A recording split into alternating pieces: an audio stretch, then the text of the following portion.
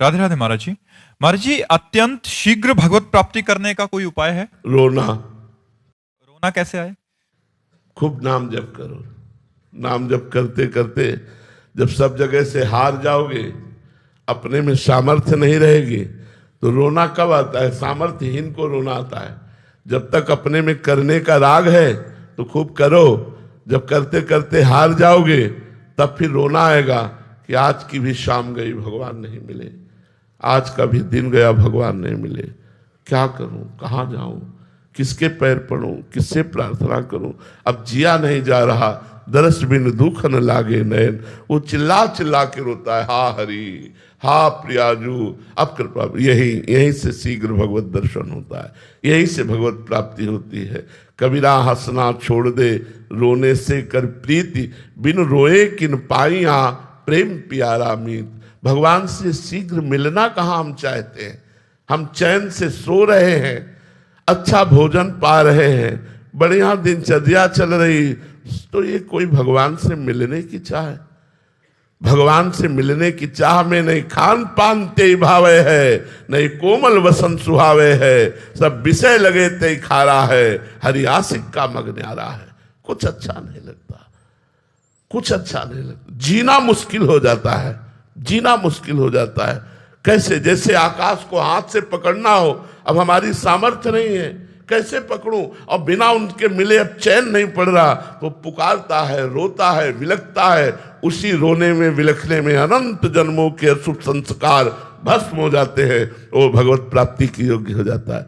जब गोपी जनों को उनके पतियों ने, जिन पतियों ने रास में जाने से रोका, तो उनके हृदय में इतनी विरह व्यथा प्रकट हुई, सारे अशुभ नष्ट हो गए और भगवान का साक्षात दर्शन होने लगा।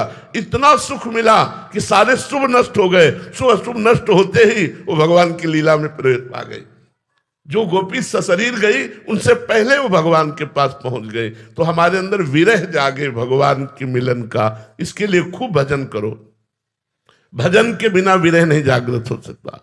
खूब भजन करो और भगवान की लीला कथा पढ़ो, भगवान की लीला कथा सुनो और भगवान से प्रार्थना करो कि मुझे रोना आ जाए, मुझे आपके लिए तड़पना आ जाए, विकलता आ जाए, आपके बिना जिया न जाए। प्रभु ऐसा विरह दे दो।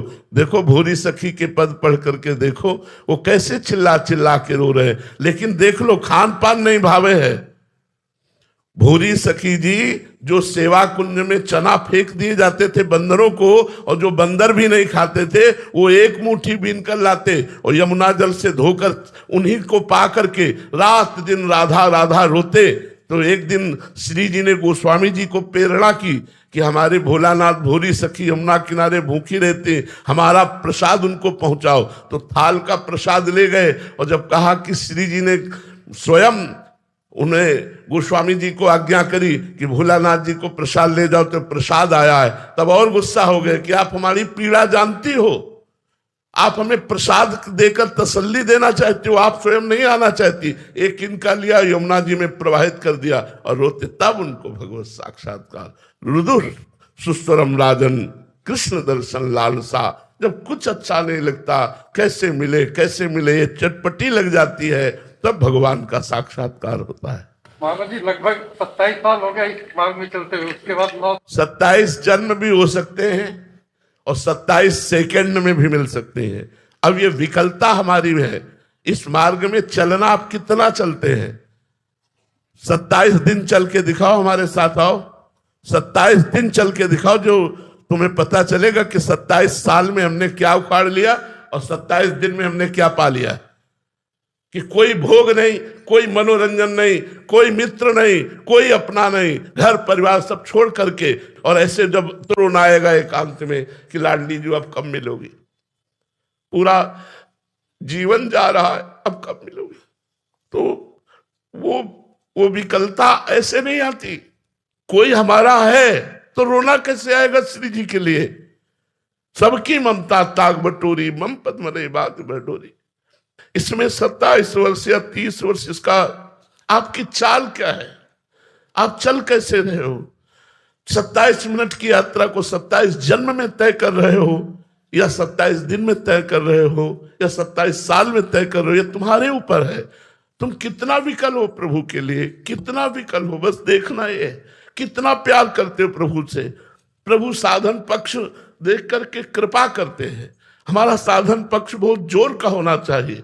कई दिन भोजन नहीं पाए प्रभु के लिए, कितने घंटे तुम प्रभु के लिए विकल हुए, क्या भोग छोड़ा प्रभु के लिए, क्या राग छोड़ा प्रभु के लिए। अंदर से देखो, अभी हम शरीर राग में हैं, अभी परिवार राग में है और दावा करते हैं भगवत साक्षात्कार का। कैसे हो? धीरे धीरे नाम जप करो, पहले राग नष्ट करो।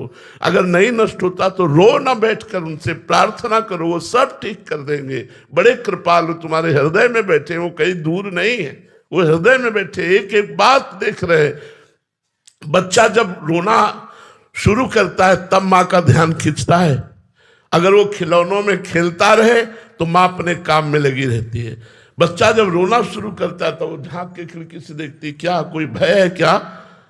जब देखा कोई भय नहीं फिर भी रो रहा है तो बेटी को भेजती है या घर वालों को भेजती है, जाओ देखो गोद में लो चुपवाओ। जब उससे भी नहीं चुपाता तब माँ जाती है, अरे ये नहीं मानेगा, बड़ा नटखट है, अपनी गोद में ले लेती। ऐसे ही भगवान देखते हैं रो क्यों रहा है, इससे कोई अभाव है, कोई चाह है। भेज दी चाह को, पूर्ण कर दी चाह को, उसमें मस्त हो गया तो भगवान नहीं आए।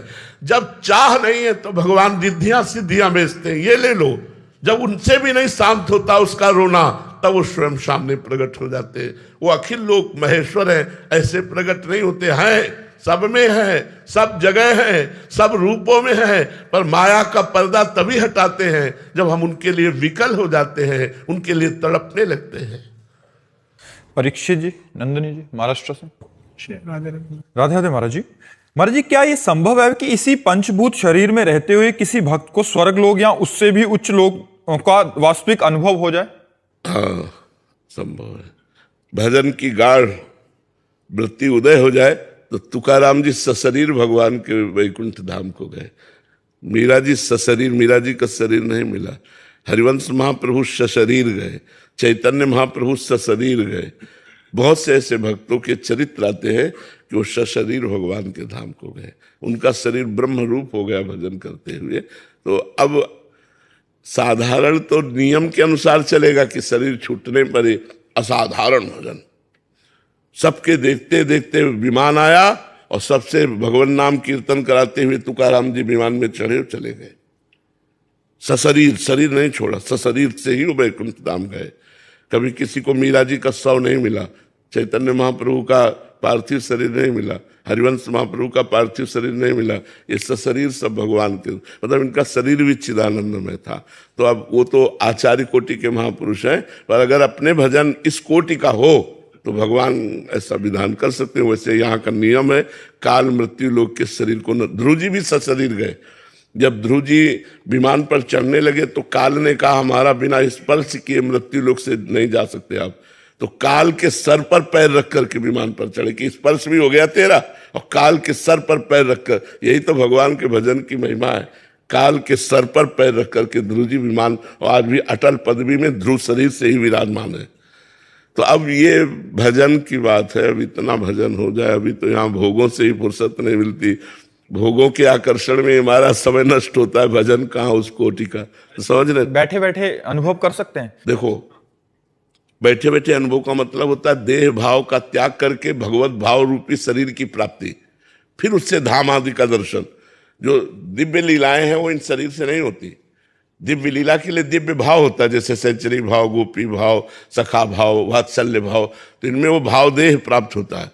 अब वो तुम्हें दिखाई इसी शरीर में रहा है, लेकिन वो अपने शरीर से प्रियाजू के पास है, इस शरीर से नहीं। सैचरी वो पूछे प्रियाजू के पास है, गोपी स्वरूप से श्री कृष्ण के पास है, सखा स्वरूप से श्री कृष्ण के पास। वो भगवान के धाम लीला रूप का पूरा अनुभव कर रहा है, जैसे हम आपका अनुभव कर रहे हैं प्रगट में, ऐसे अनुभव कर रहा है। और वो ऐसे जब फिर चेतना आई तो खान पान शरीर की जो प्रक्रिया है वो हो रही वैसे। जैसे भाई जी से हनुमान प्रसाद पोद्दार जी के लिए आया कि कलम लेकर के संपादन के लिए बैठे और लीला में प्रवेश हो गया। अब 20-20 घंटे तक ऐसे बैठे, 20 घंटे बाद फिर सुध आई, फिर घड़ी में दिखाई इतना।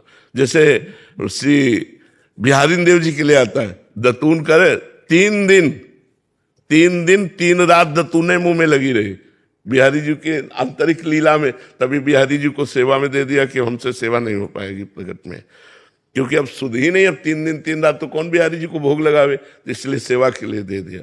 7 दिन तक इस भाव में डूबे रहे हुए मृद चिबुक प्रलोई प्रबोधत तू भामिनी करसों करटारत श्री नागरीदास जी।